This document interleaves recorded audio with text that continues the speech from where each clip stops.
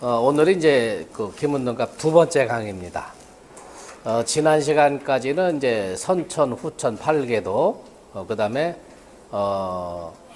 이제 주역 8괴의 해석, 그 다음에 이제 우리가 홍국수까지 했는데,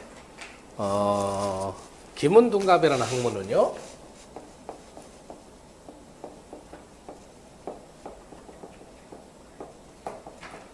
이 22자예요.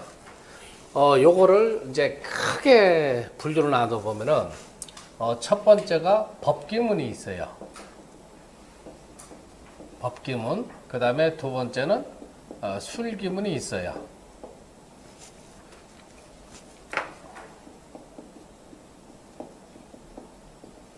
기문동갑만큼 다양한 이론, 다양한 학설, 또 다양한 전설이 있는 학문이 드물어요. 요 법기문이라는 학문은 무슨 학문이냐 하면은, 법기문은요, 첫째 치귀. 치귀라는 것은 귀신들을 다루는 학문. 뭐 성경에도 예수님이 그 신들린 사람을 이제 제압을 했다 하는 대목이 나오잖아요. 법기문은 치귀, 귀신을 다루는 방법. 그 다음에 부적을 쓰는 방법. 부적을 쓰는 방법, 그 다음에 장생술, 그 다음에 도술, 이런 것이 전부 다 법기문으로 들어가는 거예요. 그 다음에 술기문이라는 것은 상수의 술수학이다,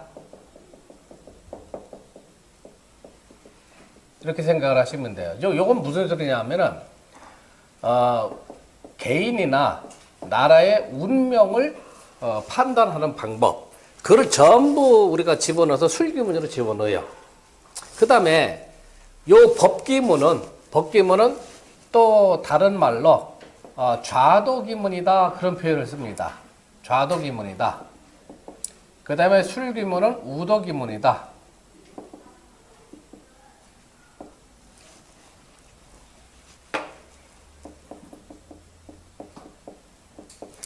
자, 그러면은, 이 법기문, 즉, 귀신을 다스리고, 그 다음에 부적을 활용해가지고 흉한 거를 길로 바뀌게 만들고, 그 다음에 장생불사하는 방법을 기문동갑으로 터득을 하고, 그 다음에 도수를 부릴 수 있는 거. 이거는 우리가 옛날 수천 년 전서도 많이 들어왔죠. 그런데 부적을 활용하는 거는 지금도 마찬가지로 활용을 하고 있습니다. 우리가 팔문신장이라는 게 있어요. 여러분들 앞으로 공부를 하시겠지만은, 팔문신장은 생문, 그 다음에 상문, 그 다음에 두문, 그 다음에 경문, 그 다음에 사문, 그 다음에 놀랄 경자 써가지고 경문, 그 다음에 계문, 휴문, 이렇게 들어와 있죠. 요 8가지마다 전부 다 부적이 있어요. 예를 들면 생문 부적은 이렇게 써요.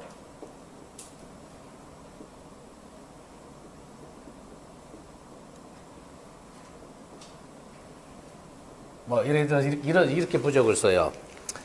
저는 이 좌도기문을 우리 선사님한테 이제 배웠기 때문에 부적을 써가지고 웬만한 집안에 이제 흉액이 들어온 거는 제가 다 이제 막고, 그 다음에 운을 좋게 바꿔 들어가는 그런 방법을 제가 이제 공부를 했는데, 여러분들은 이 좌도기문을 우리가 터득을 공부를 할 필요는 없어요. 여러분들은 이제 늦었어. 지금 이 공부를 하기가. 오로지 이 상수학, 도식화 시켜가지고 개인의 운명, 나라의 운명, 우리 집안의 운명을 보는 거, 그 다음에 몇 절의 기룡을 보는 거, 그런 건 전부 다 우리가 술기문으로 들어가니까 이걸 여러분들이 공부를 해서 집안의 평화를 갖고 오고, 그냥 가정의 안전을 갖고 오고, 또 그 국가를 통치하는 사람들은 나라가 평안해지는 거, 외세의 침략을 막는 방법, 그런 거 전부 다 이 술기문으로 들어오게 돼 있어요. 그러니까 우리가 앞으로 공부하는 거는 이 술기문 위주로 공부를 한다. 자, 두 번째로는 기문동갑을 대분류를 해보면은 홍국기문하고 첫 번째가 홍국기문하고 그 다음에 연국기문이 있어요.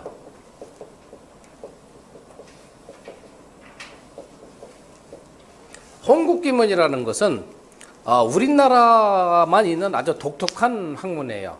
즉 중국이 이제 기문등갑이 중국에서 창안된 학문인데 중국의 서적들을 다 뒤져봐도 홍국기문에 대한 내용은 없습니다. 이 홍국기문은 조선시대 때 송도삼절이라고 하는 분이 계시죠? 송도삼절이 누굽니까? 그 중에 한 분이 서경덕 선생이죠. 서경덕 선생하고 토정 선생이 이제 제자로 그때 뭐 한 3년인가 이렇게 서경덕 선생을 모시고 기문학을 공부했다는 그러한 이제 설이 있는데 서경덕 선생하고 토정 선생하고 두 분이 이제 합심을 해가지고 중국의 기문학을 우리 아동방에 맞게끔 사람의 운명을 볼 수 있는 학문으로 정착을 시켜놓은 것이 홍국기문이에요. 중국 책들을 읽어보면요, 홍국기문이 없습니다. 전부 연국기문이에요. 그러니까 요거는 문명을 판단하는 거다. 이제 큰 글로 보면 이렇게 여러분들이 보시면 되고, 요 연국기문은 방위의 기륭을 보는 거다. 이렇게 생각을 하시면 돼요. 그래서 대분류 한다면은 법기문하고 술기문하고 대분류 되고, 법기문이라는 것은 좌도기문에 들어가고 술기문은 우도기문에 들어가고, 또 한 분류는 홍국기문하고 그 다음에 연국기문으로 바뀐다. 홍국기문은 우리 아동방에서 창안하고 독특하게 창안돼서 발전된 학문이라 우리 동국기문이라고도 합니다. 그 다음에 연국기문은 중국기문이라고 하는 거예요. 그래서 우리가 지금 배우는 거는 홍국과 연국을 다 배워야 되는데 포국하는 방법이 전부 다 다릅니다. 그래서 홍국까지는 곧잘 사람들이 쫓아오는데 연국으로 들어가면은 이제 전부 다 만세를 몰라요. 그래서 이 기문등갑을 공부할 적에는 어떻게 여러분들이 하셔야 되냐면은 이제 저는 아무래도 우리 선사님 이제 이렇게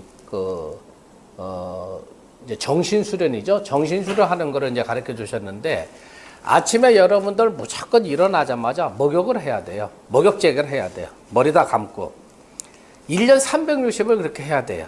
추우나 더우나 그렇게 하고 아침에 일어나 가지고 태율경, 신중경, 산안경을 독송을 해야 돼요. 3번씩 독송을 하세요. 근데 지금 뭐 여러분들이 인터넷 하셔가지고 태율경, 신중경, 산안경 그거 안 돼요. 선지자, 성경에서 말하는 선지자한테 안내를 받아야 돼요. 안내를 안 받고 태율경, 신중경, 산안경 인터넷 해가지고 선생님 해보니까 아무 효험이 없어요. 그 효험이 없어요.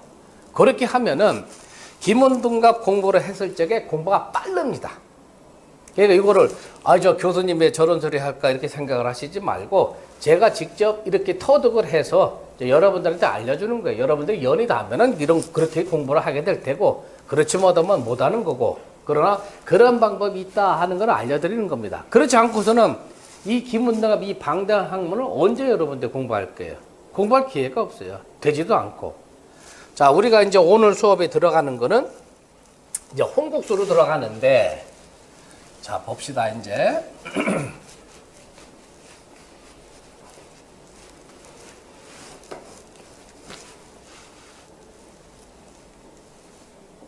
기문등갑은 후천의 낙서 구궁의 이론이 그 근본이다 하는 게 개요입니다. 그러면은 지난 시간에 설명을 드리면은 자, 여기 감궁이 1번이죠. 양의 기운이 여기 1이 들어와 있잖아요. 그래서 1번, 2번, 그 다음에 3번, 4번, 5번, 6번, 7번, 8번, 9번. 이렇게 보면은 이 구궁도라는 거는 가운데 중궁을 빼보면 하나, 둘, 셋, 넷, 다섯, 여섯, 일곱, 여덟 8방위가 들어오죠. 그래서 제갈공명이 팔진도가 여기서 들어오는 거예요. 그러면은 중궁이라는 것은 군대로 치면은 총사령관이 묵고 있는 자리, 나머지 8방은 아군 적군이 포진되고 있는 진법을 의미하는 거예요. 그러니까 이 김운등갑은 고대에는 병법에 활용하기 위해서 창현된 학문이 김운등갑이고, 이것이 시대가 계속 발전돼 가면서 군왕들이 나라의 통치 이념으로 활용하기 위해서 썼던 것이 김운등갑이라는 학문입니다. 자, 그러면은 여긴가 감인데, 감이죠? 감은 북쪽이란 말이에요. 그러면 여기가 당연히 이궁이 돼서 남쪽이 되겠죠? 남쪽이 돼요. 그러면 자세히 보세요. 여기가 북쪽이니까, 여러분들 우리나라는 저 위가 북쪽이죠. 그러면 저 충청도하고 전라도, 경상도 이렇게 시골을 가보면은 전부 다 마을이 북쪽을 등지고 남쪽을 바라보고 전부 다 촌락이 들어섰죠. 남향으로 들어서 있단 말이에요. 그러면 여기가 북쪽이니까 잘 생각해 보시면 풍수가 여기서 나오는 거예요. 그렇죠? 북쪽이니까 여기 남쪽이고, 여기는 현무가 되고 여기는 주작이 되는 거고, 동청령, 동쪽은 청령이 되는 거고, 서쪽은 백호가 들어오는 거고. 그러면은 여기 감방이니까, 감방은 우리가 주역에서 뭐라 그랬어요? 정진관 씨, 감괴는 어떻게 설명했어요? 자, 잘 보세요. 주역의 8개는 요 세 가지를 움직거려요. 요게 상효, 중효, 하효. 그러면은 감은 감중년이라고 그랬죠? 이렇게 돼 있어요. 가운데가 연결이 돼 있죠. 가운데가 연결되어 있다는 건 요게 이렇게 붙어 있는 거예요. 나머지 두 개는 떨어졌죠.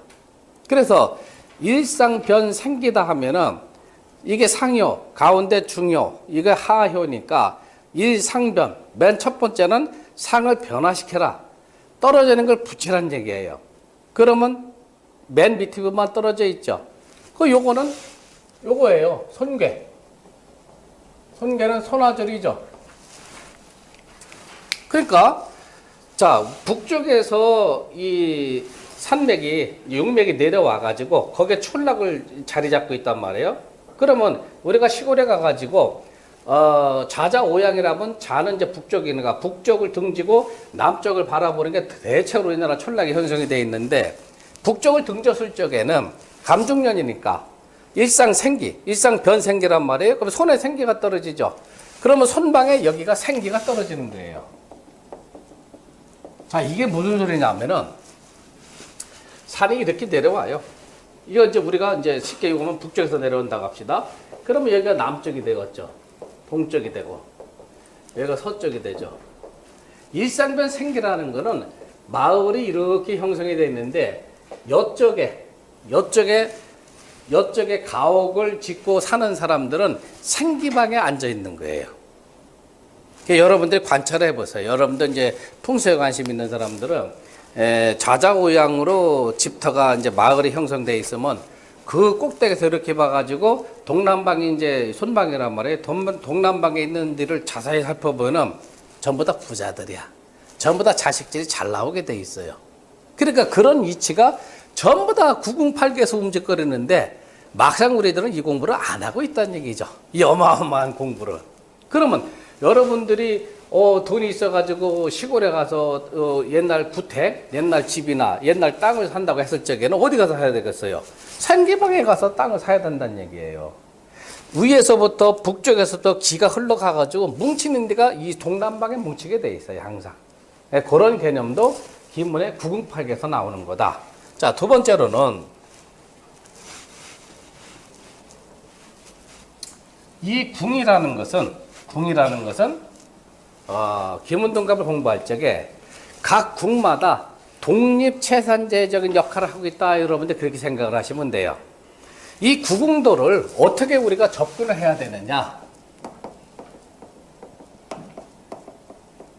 구궁도 어떻게 접근해야 되느냐? 각 궁은 독립적인 역할을 하고 있다. 현대적인 행정체계로 본다면은 각 지방에 도지사가 있는 도라고 보시면 돼요. 충청도, 전라도, 경상도 이렇게 보고, 요 중앙의 자리는 옛날 병법에서는 총군사령관의 자리, 지금에 보면은 뭐예요? 행정부처의 자리. 즉, 뭐라고 해야 되나? 행정부, 행정부의 핵심이 있는 자리. 그 다음에 우리가 이제 공부해서 알게 되면은 일진궁이 있어요. 일진궁 나중에 설명드리겠지만 일진궁은 청와대, 군왕이 있는 자리, 대통령이 있는 자리. 그렇게 보면 되는 겁니다. 자, 그러면 생각을 해보세요. 일진궁이 여기 떨어지건, 여기 떨어지건, 여기 떨어지건. 여기는 그 국가의 행정부처가 있는 자리. 만약에 일진궁이 여기 떨어지면 대통령이 여기 묻고 있단 말이에요. 그러면 여기에 묵은 기운하고 중궁에 있는 기운이 상극이 된다 하면은 대통령이 행정부처를 통솔을 못하고 있는 겁니다. 아시겠어요? 만약에 일진궁에 있는 우리가 앞으로 배우는 천반수, 지반수가 있는데 일진궁의 지반수가 중궁의 지반수를 극하고 들어간다 하면 대통령이 행정부처를 장악하고 좌지우지할 수 있는 힘이 있는 거예요. 그런데 일진궁이, 이건 국군을 논할 때 얘기입니다. 일진궁이 약하고 중궁이 힘이 강해서 일진궁을 극한다 하면은 대통령이 허수아비 대통령이 된다는 얘기죠. 먼저 우리 박근혜 대통령 때하고 똑같이 이렇게 생각을 하면 되겠죠. 그 두 번째로는 각 국마다, 그러면 중궁 빼고 8개인데 요 국마다 역할이 또 달라요. 그러면은 생년월일로 보면 사람의 운명을 보는 이제 홍국기운으로 보면은 생년에 해당되는 궁, 그 다음에 생월에 해당되는 궁, 생일에 해당되는 궁, 생시에 해당되는 궁. 그거는 우리가 사진동처라고 해요. 사진동처를 우리가 제일 먼저 살펴줘야 되고, 그 다음에 동했다는 거는 이 구궁 8계도에서 작동을 하고 있다. 시도를 하고 있다. 뭔가가 이 실마리가 풀어져 나가고 있다. 전진하고 있다. 이런 개념으로 여러분들이 받아들이면 되는 거예요. 중궁이라는 것은 항시 동하고 있는 겁니다. 자, 만약 이렇게 봅시다. 자, 여기가 감계 감궁입니다. 여기가 간궁이에요. 여기가 진궁. 여기가 선궁이에요. 여기가 이궁. 여기가 곤궁. 여기가 태궁. 여기가 건궁. 자, 요거 12지지 우리가 정의도 가르쳐 드렸잖아요. 자, 여기가 자, 축, 인, 묘, 진, 사, 오, 미, 신, 유, 술, 해. 2019년도가 기해년이죠. 2019년도가 기해년이에요.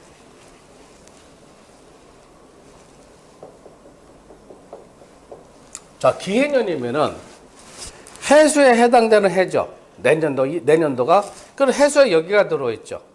그러면 내년이라는 해는 아직 입춘이 안 지났으니까요. 내년이라는 해는 태세가 건궁, 수레궁에 떨어지죠.